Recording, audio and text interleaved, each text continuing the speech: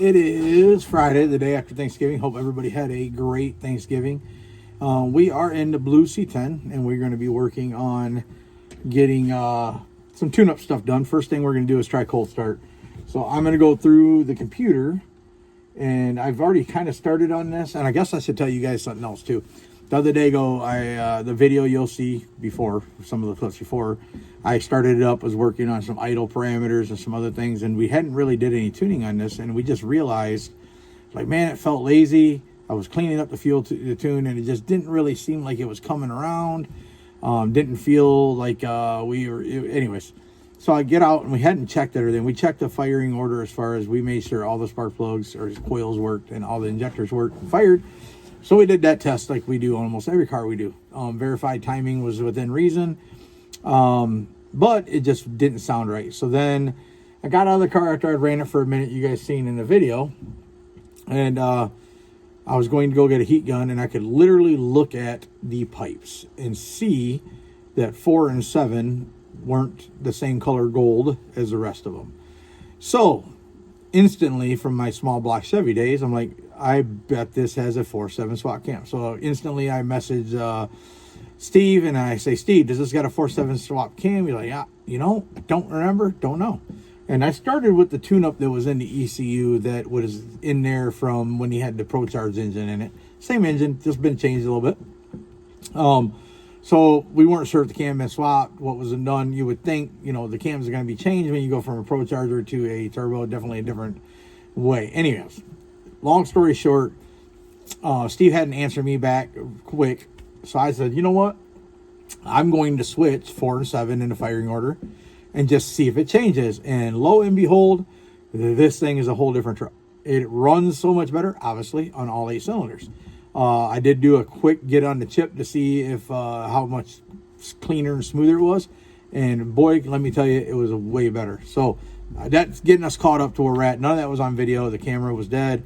And it was at the very end of the day, right before we went and did the sit down with all the thank yous, which that video didn't do too hot, which I kind of knew it wouldn't. It was kind of boring, but I still felt like it was something we had to get off. So if you haven't seen that video, yes, it's an hour and 15 minutes long. Turn it on, listen to it in the background. Just pay attention to the companies we did. I'd appreciate it. Like I said, I don't need, doesn't have to be the biggest video I ever did, but it was important for me to highlight those guys. All right, so what we're going to do now is, because we found that we were on the cylinders, we weren't on 2 of the cylinders, I want to go to the fuel offset, and I'd be willing to bet you the startup fuel. Let's turn the key on, get this thing live, and let's see how it starts. Oh, well, I'm going to start with, I probably got to go plug the computer into the cord into the ECU. So right now we're at about 24 pounds an hour of fuel at roughly 80 degrees. This is a startup fuel, and it may be too much, so we'll see.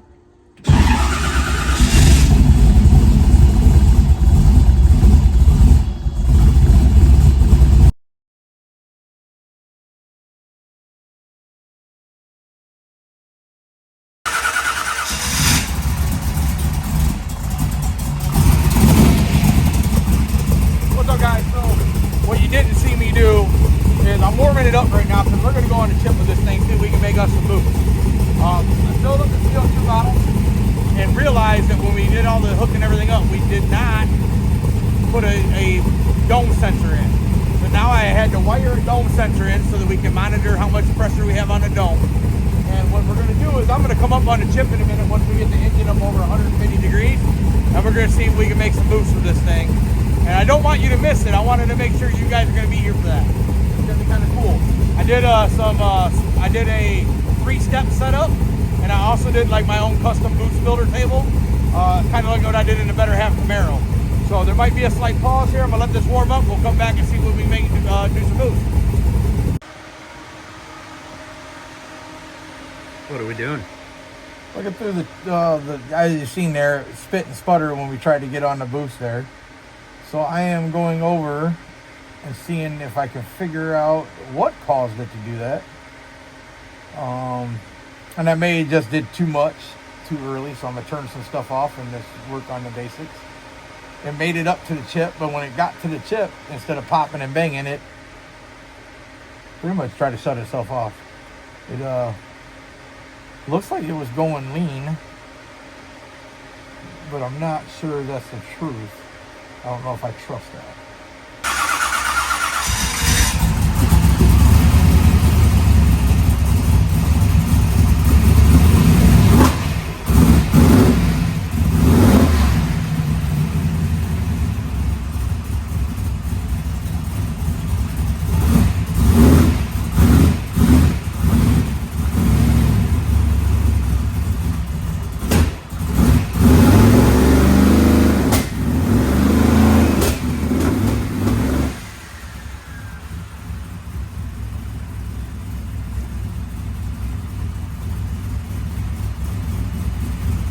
Not optimal.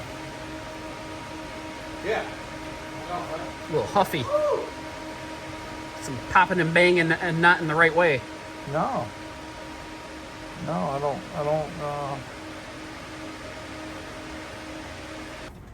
Talk to me, Goose. All right, so I think I got getting on the chip, the trans brake worked out. We're going to try to, as soon as I find my keys, try to get this thing on the chip for the first time, really. I do have a boost builder in there that I built a 1D table on, and I also did a 3-step. So you should hear it come up to about 3,900, and then you're going to hear it once it hits target boost drop down to about 3,500. I'm only trying to target like 8 pounds of boost. I still got to get the dome sensor to read for the CO2. So the gates might be pinned right now. I ain't worried about that. We're not doing nothing crazy. We'll see what it does. All right, light this candle. All right. See if we can't make us some boost.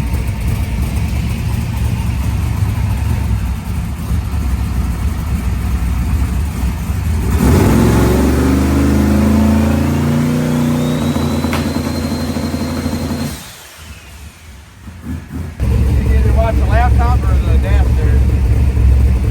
Boost is going to be right here. Here we go. Get up on the laptop, huh?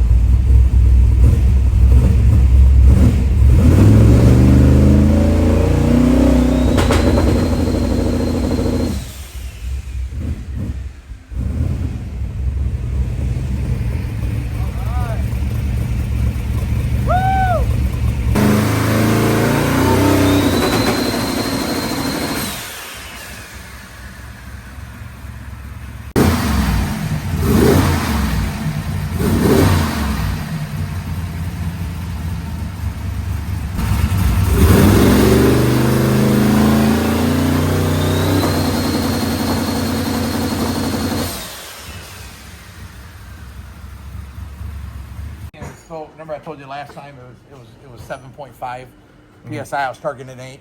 So here's my target boost. It's 8 psi right here. All right. Right there's target dome is 8 psi. That's what I've been trying to target. Now we got it up to 8. If you look here, this blue line is their boost, and pretty much from the time it gets on the chip all the way out, it's at 8.0. Like and that's in. I got onto it at 2 seconds, and it was on the chip by 6. So 4 seconds to do that right now, to get it to the chip like that. So it's not horrible. No, not for twins. Well, Like keep in mind too that that's low RPM. It's dropping to 3,300. Yeah. If I got a little more RPM in it, it'll hold it a lot better, or get there faster. And it's not finished tuned. Right? No, God no. So. No, I actually had a timing offset into it, but it looks like I need to move that up a little. So technically, right now I got it on the chip where we're at 3,500, which it holds right around 3,500. If you look up here, you can see 3,488. Like that's 3,500. But I have a timing offset of 400, so it'll go 39, and I could probably work with that a little bit more. But we also got to have a starting spot. We don't want to send this thing down. We're not going to go out and get crazy with it, So that's about 20 degrees of timing on the chip. So everything's looking good. What are you doing, dude? Want to be honest with you? Look like a choo-choo train with your hat light. You can see me before you hear me. Hold on. I'm getting freaky. That's what I was doing.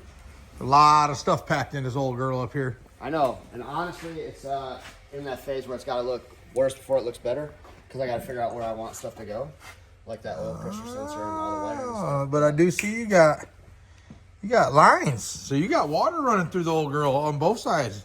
Yep. Build a little better mounts probably at some point, I hope. Zip ties. Zip ties. That's better than zip ties, ain't it? Zip tie.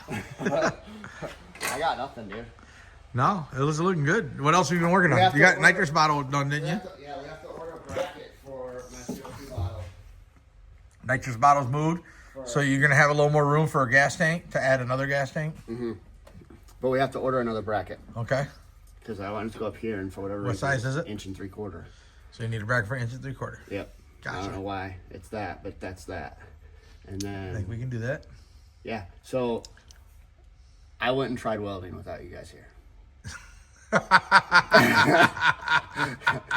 Okay, where's it at? I'm not telling you. I want to see. But I'll show you a video of it was bad at first. At first? I've never touched a welder ever? before, and Dave's supposed to teach me all the time. He never does. So Look, you got a little fire bottle in there. He's going to show us his welding. first time ever. Second, third-ish. Then I started at least running some lines. I told you, I'll figure this stuff out. I'm not saying it will help me, but they're not here. So I figured I'd try it on my own. Screw it, right? Hey. Good job. I just want to learn, bro. And Hope that wasn't titanium that you were trying to weld. no, it's not. Okay, that was Really? suck. I grabbed a piece out of the scrap bin. I'm not a total asshole. But A-hole. a-hole. But I want to learn, bro, and people don't want to teach me. I'll just figure it out. Well, I think you got to just jump in. Look, you better I rebuild jumped in. You rebuild a transmission, I know, but I jumped and in. it worked. At least one drive. I think I almost started welding without even turning the gas on. Well, it'll work. Just look really porosified. Look, dude, by the end of this year, I at least want to be efficient. Like, capable. Yeah. That's I think all I want. you're pretty capable. So, because I was thinking about that stupid bracket stuff. I'm like, man. Well, them brackets got to be aluminum on the one side, so. Well, I'm saying as a whole, like my seat brackets, that bracket, this, like all the stuff that has to be done. And I'm like, here I am waiting on somebody again for everything. And I'm like, I'm going to just it's the way to do it. That's how I got started. screw it, right? Well, car's looking good. You got your old slickies on again. Let's see if Dave says anything about the welder. It's a MIG welder, so there's not much to it. No, there's not much. He might notice. Did you change the say settings? No, Okay. don't say anything. Well, car's looking good, dude. Keep it up. Getting ready for summer, right? Yeah. I mean, we got And you said 85 you're races before that. You're gonna kick how many people's butts in Sick Freaks? Call them Shows on up. Put it on him. Put it okay, on first of all, okay, I'm going to call one person out. John Lane. He was talking some smoke, bro. I love you, John. I think your car's dope. You don't want it as bad as me. That's all I got. I'm sorry, bro. You don't. Ah, you talking about Maxima Oil? Yeah. Ouch! He said he's coming. He's coming. He's like, I got a 2,000-pound, 2,000-horsepower K-Series. I don't even remember what car he has because it's a little weirdo James Bond car. Carnegie. Yeah, I don't know. But he don't want smoke. That's what I know. No smoke, huh? Yeah. All right, man. Keep up the hard work. Let's see this thing in drag and drive trim. Hey. Didn't you tell me this car will never go on a drag and drive? I did. It's a race car, and I raced with it. I did. And then Well, you didn't I- race with it much this year, so you decided you might as well drive it, right? I haven't raced it, so can't beat him. Join him. I love it. All right, good job, buddy. Mr. Diehl. Yeah. Dave. Oh my goodness. You have started on putting in a firewall, the finishing touch to the firewall. Oh, and a windshield sitting in here. Yeah, it's a little off. We'll The push windshield things broke? around, push things around a minute, make things work. Okay. But you know, got to start somewhere. It looks like you got a brake mount in there. You are doing things, so to speak. I'll do good when you're not messing with me. I mean, the people want to see what you're doing, bro. I mean, Do you want to give the people what they want?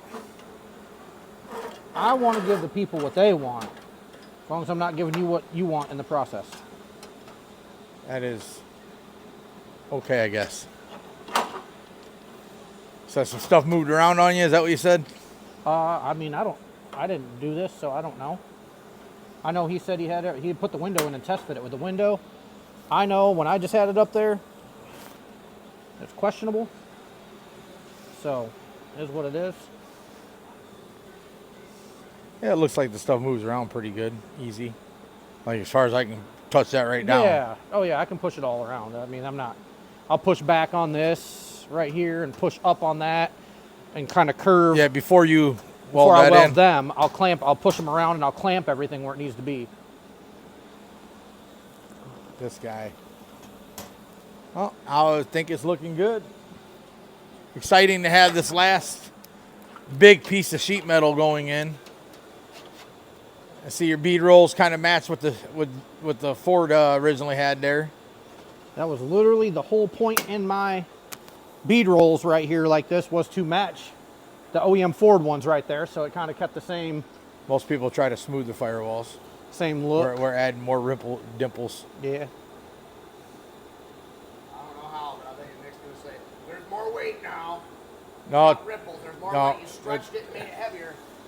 Probably. That's probably his thoughts. no, I'm just happy to see this last couple pieces. This is like a big deal to me because as this sheet metal finishes up, I know what's next. Careful now. The windshield's all busted up. We're using it for fitting. Yeah, why is it busted?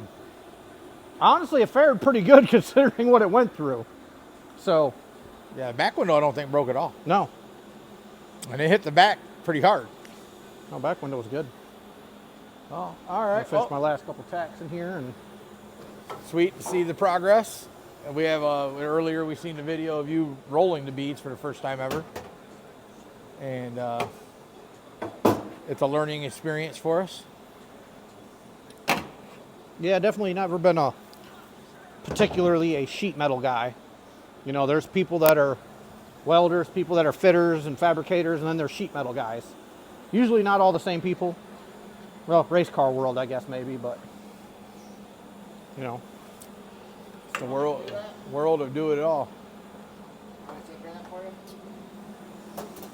Got my practice set. This guy. He's a world-renowned welder now. Well, all right. We'll check on you in a minute. All right, guys. Over here, going to do some more work on the SML and the LS. As you see in the background right there, there's another matching intake to the SML, only in LS3 format.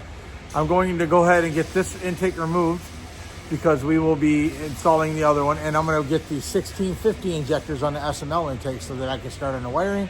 And then I also had the pulleys and alternator to get installed onto the LS. We are building both of these ready to drop in at the same time. That's kind of what you see going on. So I'll get a time lapse going and swapping intakes out and do what I got going on. Okay, I'm over here now. I'm going to work on getting the intake prepped for the R&D 60. Actually, these are what, 160 pound injector, 1600 cc for the drive. That'll be the gas injectors that go in the bottom.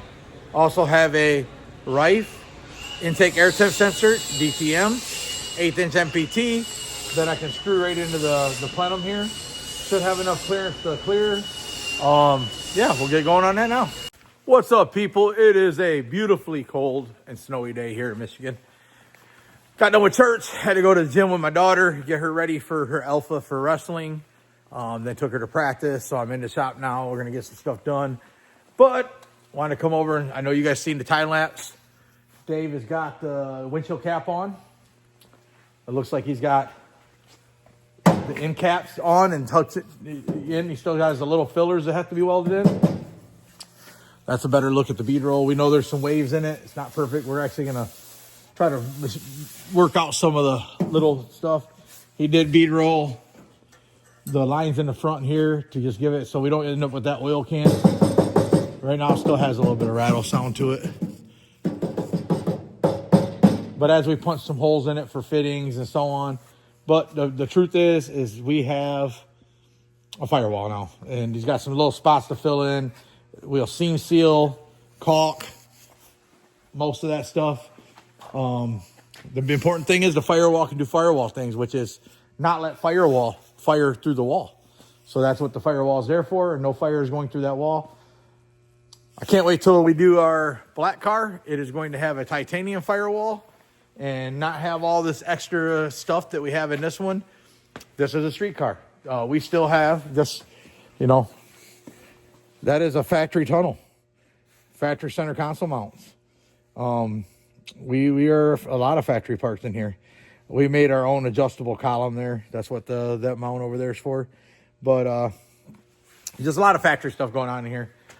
There's a little stuff we can trim. We might take a little edge out of this. We use the factory dash mount still. We have a factory dash. So we have some stuff that we just won't go away from. You know, we want it to be legit when we go to a streetcar class. Want it fair, you know, and fit the streetcar class. That's why the strut tower, still the factory strut tower top. That's off the original car too. We kept all that. And then we're going to fill this part in. You know, here, we're going to leave this open back here, but we're going to even add a little metal here just to give it a better look. And I did see TRZ has the new strut cups that go into the factory mounts here. Think we're going to get a set of those. Them things are dope. So I'll be getting with Kevin over at KSR because he's a TRZ dealer. I'm currently not. And I'm going to see about what the price on those are because I think I want to get a set of those adjustable cups. I'm going to go over here. I'm going to get the alternator brackets done on the LS, and then I got some fittings to do on the SML, SLS. I don't know what I'm doing today. SML. So I got some of that to do. I'm also going to send Steve a video because we got their second intake, but it's actually different than the other intake. So I don't know if we got to change one or the other so we have a matching, because we kind of want them to match. The reason we want them to match is because we don't want to change the charge pipes. And right now one's got about an inch bigger, or sits about an inch higher, and the runner length is it's about an inch longer runner length. I'll just take you up and kind of show you. So both of them are beautiful intakes. They are just a little different, and it might be different revisions. So that's why I'm gonna call Steve and see. So obviously you guys seen a lot of the SML, and you can see it's got the burst panel in the top up here. It's got all the small holes in the billet here. Pretty short of a runner, real tight to the valley. Then you go over here to this one. Things to notice: much bigger bolt pattern, much bigger bolts. Does not have the burst panel here. It has it back here. Bigger fuel rails, dash 12 versus dash 10, which is funny because all the fittings I ordered originally were dash 12 ORB, and I had to end up reordering to get the 10.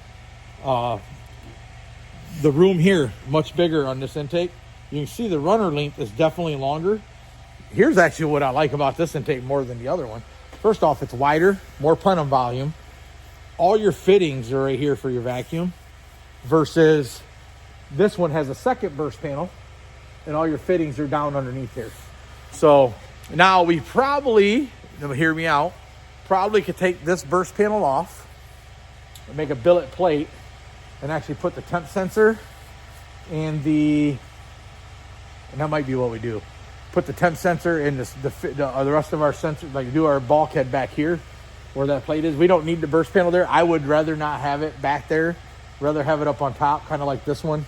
Or in this case, we have the big one up top. So that would be the main thing. Don't have to have two in there. So that's what I'm gonna do today. There'll probably be some time-lapse stuff showing. You guys seen yesterday, I was getting the intakes ready, kind of figuring out fittings. Yeah, so there we go. All right, guys, so I didn't do a lot on video today. I just worked on, got the alternator mounted on the LS. Started figuring out some more of the little things on this today. I'm not going to spend too much time on it because it's not the one going in. I got the table back organized. This is our frame table usually, but I'm using it to just prep to get everything ready. So I got it all cleaned up and organized. Got our other intake online for sale. I did cut. I know you guys seen it in one of the videos. I made these lines here. I didn't like that one was arched more than the other, so I cut the fitting off and cut the line almost 3/4 of an inch and redid it. Now they run the same about angle, which I like. This is our beautiful 417 billet flange for exhaust that we're going to be doing. Currently, Slayton is actually working on he moved the water port back here in the back of the block, so that it'll run from here to there. He is working on building a manifold that will retrieve water from here down to here, but it can't exceed the distance of the back of the block. So we're doing some trick stuff here. It'll probably have like a 4-bolt flange with an O-ring on it right here, and then come down here, I have a fitting. It'll be kind of cool. I know what fittings I need to order for this now, so I can start getting this all figured out. Probably going to get these plates aren't going to work for us. This is the SML plates. We might do some signing on these and do some cool stuff, and then put these up for sale. Be kind of cool wall art, you know, Steve Morris, Diehl Brothers Racing combo deal. Yeah, so that's that. I have a new toolbox coming for wiring that I can get all my wiring stuff into one box. It's like a 108-inch box, so it's a big box. So I'll be starting on wiring. I did move all my wiring onto my cart over here out of the way with all the wiring stuff. Got my pile of tools that I've been using. Usually I put all that stuff away, but every day I come in, I have a limited amount of time, and it's been faster for me to grab stuff out of there and just keep rolling. So that's where we're at tonight. Dave worked on unlocking a Duramax ECU for our plow truck, because our plow truck, for some reason, the ECU ended up locking out on us. Hoping that's what's going to fix it so that we're able to plow, because we got like a foot of snow. Actually, it's got a phone call. They canceled school for my kids, which works out because my daughter needs to cut some more weight for wrestling. She's a couple pounds higher than she wanted to alpha. We don't force her to cut. She chose to be a certain weight, and we let her control that. So she gets to spend a day at the gym tomorrow getting ready so that she can alpha at like 3 or 4 o'clock in the evening. So that's kind of exciting. Yeah. So that's where we're at, guys. See ya. Make sure you like, share, subscribe. Oh, got to get better at this. So you guys notice that we have our store up on our YouTube now. We have the Phoenix shirts, the ones, the Rise of the Phoenix. Also have the flannels I think Dave got on there. The flannels are limited. I only ordered like 20 of those flannels. Obviously, we can, if you guys buy more than we have or get, I will reorder them. No big deal. Also going to be adding hats. I did order some Diehl Brother hats, and I'm working on a Christmas shirt. Really cool Christmas shirt. Actually, I'm in the middle of designing like 5, 6, 7 shirts. I have good ideas I've had for a while, and now it's just getting pen to paper and finding the right person to do the design stuff, because some people you can tell them what you want, but it just doesn't correlate. So hopefully we get that happening. Check out the merch store. Buy a shirt if you can. Flannels are kind of expensive. They're really good material, and they're embroidered, so that's why they're $75. But they are really cool. Matter of fact, I'm wearing one of Steve Morris's right now. I like flannels, so I have a bunch of flannels from different companies. Motion Racework, Steve Morris. I got one for somebody else too. It might have been a Cletus one. I don't remember. I just like flannels, so I buy flannels and hoodies. That's usually what I buy. I will be getting some hoodies on there. I didn't get a bunch of hoodies because it's just harder to pack and ship. I do want to. I'm a hoodie person, so my next order of the Phoenix shirts will probably have some hoodies on there, just so people that want hoodies get hoodies. Like I said, like, share, subscribe. Check out the merch store. Thank you, guys.